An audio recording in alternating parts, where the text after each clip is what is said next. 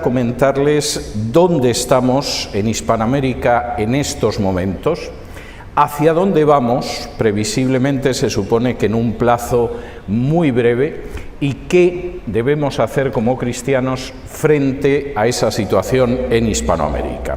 Para explicarles la situación de Hispanoamérica me van a permitir que me vaya a África. Sé que esto suena totalmente extraño, pero el 15 de noviembre del año pasado, es decir, casi ayer por la tarde, concluyó la Cumbre de Nairobi, o Conferencia Internacional sobre Población y Desarrollo. Seguramente la mayoría de ustedes no han oído hablar de la Cumbre de Nairobi porque, como todas las noticias importantes que afectan a naciones enteras y que afectan a centenares, a veces miles de millones de seres humanos, los medios de comunicación no suelen hacer referencia a ello. Pero en la Cumbre de Nairobi, que concluyó el 15 de noviembre del año pasado, precisamente se trazaba el futuro de las naciones de este planeta y, por supuesto, había un énfasis especial en relación con Hispanoamérica. La Cumbre de Nairobi tenía como objetivo remachar que todo este planeta, al unísono, de manera global, va a cumplir los objetivos de desarrollo sostenible de la Agenda del 2030. Agenda que seguramente para muchos de ustedes será un enigma, pero que es la agenda en la que se supone que todos, como ovejitas mansas, vamos a ir empujándonos para el año 2030. Agenda que es tan importante que, por ejemplo, el reciente gobierno español socialcomunista tiene un ministro específicamente para la implementación de la Agenda 2030. De modo que da igual que lo conozcan o no lo conozcan, vamos en esa dirección. ¿Qué se acordó dentro de la Agenda 2030 en la Cumbre de Nairobi?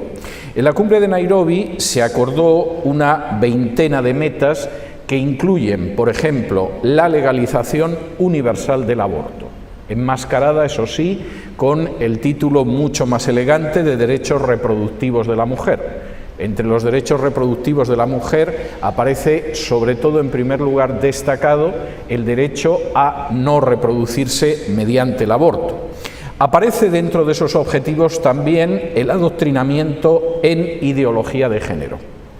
Por supuesto, ese adoctrinamiento en ideología de género también se enmascara bajo un eufemismo, una etiqueta que es mucho más aceptable, que es educación sexual integral. Es puramente adoctrinamiento en ideología de género, si algunos lo prefieren, avanzar dentro de la agenda homosexualista. Y junto con esta historia está también el hecho de que el avance económico de los países va a dejar de estar en sus manos, más allá de lo que más o menos estuviera en estos momentos, para decidirse desde instancias que son supranacionales o extranacionales. En última instancia, el Perú o España o Italia o Kenia no va a decidir lo que va a ser, le van a decidir lo que va a ser. Esta Cumbre de Nairobi, de la que a ustedes no les han informado, pero que aplica a todos los países del globo, encontró muy pocos resistentes.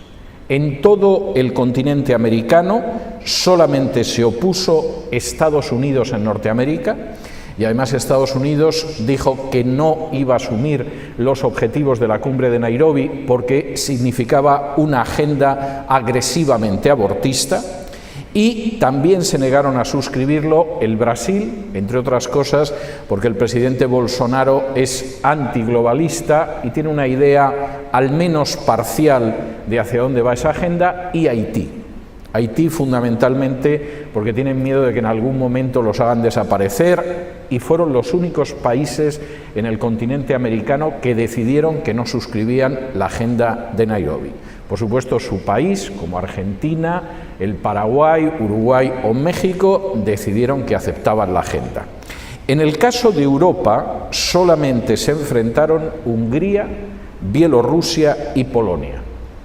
Hungría tiene un presidente evangélico al que le hacen la vida imposible siempre que pueden. Bielorrusia es un país muy cercano a Rusia y por lo tanto muy contrario a la ideología de género, y Polonia está viviendo una efervescencia nacionalista que hace que desconfíe mucho de esto. Pero en términos generales, en todo el continente americano y en todo el continente europeo, solo 6 naciones decidieron que no firmaban los protocolos de la agenda globalista de la cumbre de Nairobi.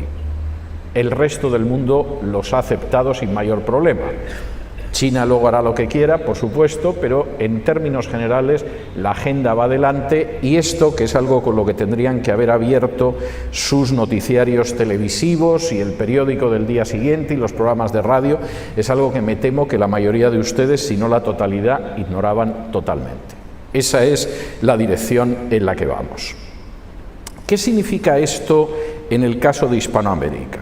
En el caso de Hispanoamérica significa que dentro de la división de la Agenda 2030 y de la Agenda globalista, el destino de todas y cada una de las naciones de Hispanoamérica es ser simples protectorados, dejar de ser naciones soberanas, impedir que tomen sus decisiones por sí mismas y convertirlas en protectorado. El protectorado es una figura jurídica que hace que un determinado territorio tenga instituciones propias, un gobierno propio, una cierta autonomía interna para algunas normas, pero que finalmente su política exterior y su orientación la marca una potencia superior.